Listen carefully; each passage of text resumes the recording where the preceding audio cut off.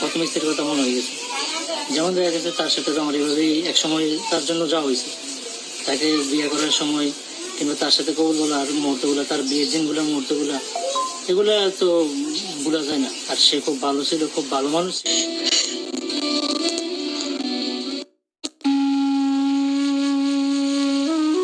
দ্বিতীয় বিয়ে করতে যাওয়ার পথে বর বেশে তার প্রথম স্ত্রীর কবরে পাশে দাঁড়িয়ে অজরে কাঁদলেন রিয়াদ নামের এক যুবক।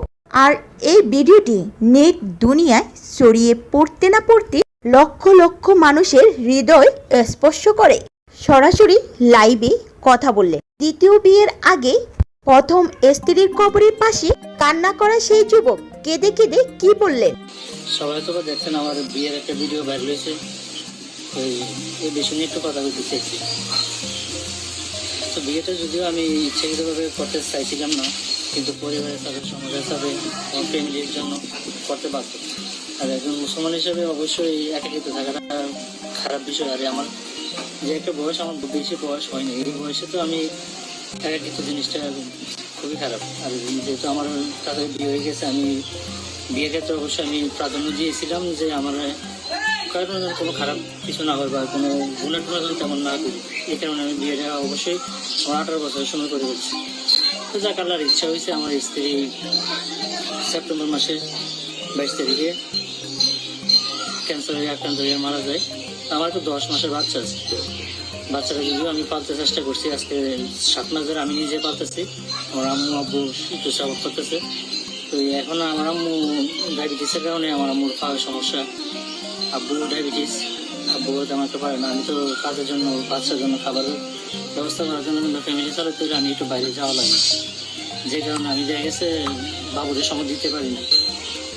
তো সেই হিসাবে বাড়িতে আমার আম্মু দেখা গেছে একাতে কাজ করতেছে, আর একাতে বাবুর নিয়ে রেখে দিচ্ছে। এমন একটা পরিস্থিতি আমি নিজের চোখে দেখতেছি যে আম্মু একাতে বাঁচাতেছে, আবার একাতে বাবু।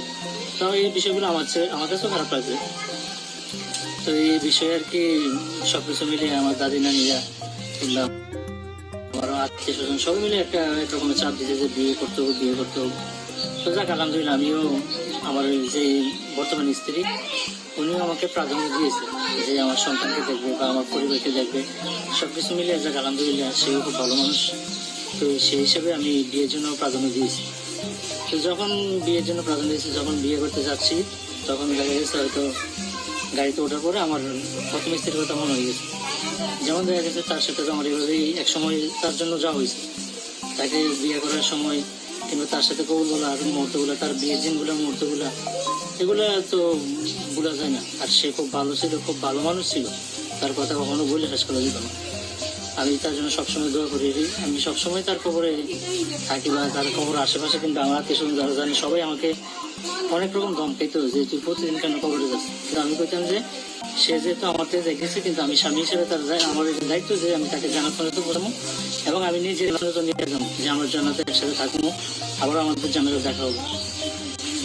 তো এই বিষয়গুলো অনেকে অনেক রকম মন্তব্য করতেছে বা অনেক রকম বলতেছে, কিন্তু আমি কিছু মনে করতেছি না। কারণ পৃথিবীর মানুষই এরকম যে কিছু মনে করবে, কিছু মনে করবে না। কেউ ভালোভাবে নিবে, কেউ ভালোভাবে নিবে না। হয়তো ভাবছে বা আমি ব্যবসা করি বা ভিউ লগেই করতেছি, এমন অনেকে মন্তব্য করছে। কিন্তু আসল কথা হলো যে আমি নিজের কাছে যে খারাপ লাগতেছে যে ভিডিওটা ভাইরাল হয়েছে, আমার নিজের কাছে খারাপ লাগছে। তো এই ভাইরালের জন্য করিনি। মূলত আমি গেছি আমার ওয়াইফের কবরের সামনে দাঁড়িয়ে, তার সাথে আমি সবসময় কথা বলি, সবসময় নামাজে পড়ে তার সাথে দোয়ার পরে তার সাথে একাকিত্ব একটু কথা বলি। এই নিজের মনে একটু বোঝাই বা আনাসের ব্যাপারে, আমার ছেলের ব্যাপারে একটু কই। আমার ছেলের বয়স 10 মাস, তো তাকে একটু লালন পালন দেয়, এই সমস্যা কি। তো তার ব্যাপারে আমার বউরে খোঁজখবর জানাই, যেটা আমি জানি যে তার যে বার্জার জগৎ, ওই জগতে সে হয়তোবা শুনতে পায়, দেখতে পায়। আল্লাহ ভালো জানেন, আল্লাহ জানেন তার অবস্থান সেই কেমন ছিল। তবে আমি স্বামী হিসেবে তার কাছে যতটুকু জানি, সে একজন খুব ভালো মানুষ। তো আমি গেছি যখন, তখন আমার ছোট বোন সামিয়া ছিল। তো সে আবার গাড়ির সামনে দাঁড়িয়ে একটু ভিডিও করছে। তো এই ভিডিওগুলো দেখার পরে একটু আমি দেখেছি। তো ভিডিওগুলো দেখার পরে আমার কাছেও মানে মনে হয়েছে আর কি একটু শেয়ার করি সবার সামনে, যে অনেকে তো অনেক আছে বউরের সাথে অত্যাচার করে, বউকে প্রাধান্য দেয় না, এমন কিছু আর কি। যে আমি তো বিয়ে করতে চাইতেছি, বা অনেকে জানে না হয়তো বা এমন কিছু, তো বিয়ে অনেকে করে, অনেকে ফেসবুকে সোশ্যাল মিডিয়ায় পোস্ট করে বা আইনে পোস্ট করে। তো আমি এরকম ভাবে এই বিষয়টা ভাবছি, কিন্তু মানুষের যে এত পরিমাণে ভাইরাল করবো বা এত ইয়ে হয়ে যাবো আমি কখনো ভাবিনি। তো এই বিষয় নিয়ে আর কি কথা বলার জন্য দাঁড়াইছে। আমি কখনো এরকম কথা বলার ইয়ে নাই, আমি কথা বলতে পারি না মানে ক্যামেরার সামনে, কিংবা সবার সামনে ক্যামেরাতে কথা বলি না। আমি যা বলি সব আল্লাহর কাছে সবসময় বলার চেষ্টা করি।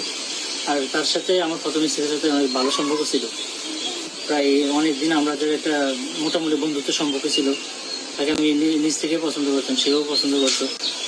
তো এই পারিবারিক বিষয় সবাই তো যেহেতু রিলেশনে দিয়ে একটু মানতে চাইছে না, তারপরে মানতে চাই না, তারপরেও ফ্যামিলিগতভাবে সবাইকে বুঝাইলাম, মেয়েটার দিকে প্রাধান্য দিলে সবাই দেখলো যে না, পরিবার যেমন তেমন কিন্তু মেয়েটা অনেক ভালো। তো এই হিসেবে আলহামদুলিল্লাহ আমাদের 17 সালের বিয়েটা হয়েছিল। তো বিয়ের প্রথম বছর আমাদের একটা বাচ্চা ছিল, কিন্তু পরবর্তীতে বাচ্চাটা মারা যায়। তো আমাদের আরো 5-7 বছর বাচ্চা হয়নি। তো পরে আমার এই বাচ্চাটা ফেরে আসলো, তখন থেকে আমাদের মানে অনেক স্বপ্ন ছিল, অনেক কিছু ছিল। কিন্তু তখন তার মাথায় 2 মাসের মাথায় হঠাৎ করে ক্যান্সার ধরা পড়ে। অনেক ট্রিটমেন্ট করছি, অনেক দৌড়াদৌড়ি করছি, দিন রাত হসপিটালে কাটাইছি। তাকে নিয়ে চিকিৎসা দিতে, যে মহিলা ওয়ার্ড ছিল, তো আমি তো মহিলা ওয়ার্ডে থাকতে পারতাম না, আমাদের বাইরে রাখতো, তারা ভিতরে থাকতো, বারান্দায় থাকতাম। আমার বাবু নিয়ে এসে মানে অনেক ইয়ে করছি, পরিশ্রম করছি, কষ্ট করছি। আমার স্ত্রীকেও আমার বউ সবসময় সাপোর্ট করতো, তো আপনি এত কষ্ট করেন না, আমারও তো আল্লাহ হয়তো নিজেও অনেক কথা নিজের থেকে আমার অনেক কিছু করতো। আমি বলছি না, তুমি সুস্থ হবে, আমাদের বাসা ঠিক আছে, আবার সুন্দর কথা যাইতে হবে। কিন্তু আল্লাহর ইচ্ছা, আল্লাহ বাবুর 8 মাসের সময় সে মারা যায়। তো বিষয়টা এইগুলো আর কি, এগুলো নিয়েই মানে ভিডিওটা বাইরে হয়েছে। সবাই সবার মতো মন্তব্য করে, কিন্তু আমি তো এত কিছু ভাবিনি বা এত কিছু জানি নাই। যা হয়েছে একটু ক্ষমার দৃষ্টিতে দেখবে সবাই। কি বলবো, আর আমার কিছু বলার নাই। তো আমার স্ত্রীর জন্য সবাই দোয়া করবেন, আল্লাহ যেন তাকে জান্নাতে ফিরদৌস দান করে, তাকে জান্নাতবাসী করুক, এবং যেন আমরা আবারও জান্নাতে একসাথে থাকতে পারি, একসাথে সবাই বাচ্চাদেরকে নিয়ে মিলেমিশে থাকতে পারি। দোয়া করবেন। আর আমার ছেলে মানুষের জন্য দোয়া করবেন, আর আমার স্ত্রীর জন্য দোয়া করবেন, আমার পরিবারের জন্য দোয়া করবেন। আর আমার দাম্পত্য জীবন শুরু করেছে, সবাই দোয়া করবেন যেন আল্লাহ যেন প্রথম স্ত্রীর মতো তাকে প্রাধান্য দিয়ে সুন্দরভাবে রাখতে পারে, সুন্দরভাবে আরো ভালোবাসতে পারে। দোয়া করবেন। আসসালামু আলাইকুম রহমতুল্লাহি ওয়া বারাকাতুহু।